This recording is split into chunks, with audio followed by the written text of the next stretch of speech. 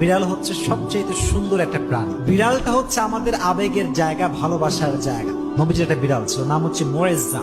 নাম কি? মুয়েজ্জা। একটা হাদিসে এসেছে, অবাক করা হাদিস। দেখেন, নবীজি একবার ঘরে প্রবেশ করলেন, নবীজির জামা রাখা আছে।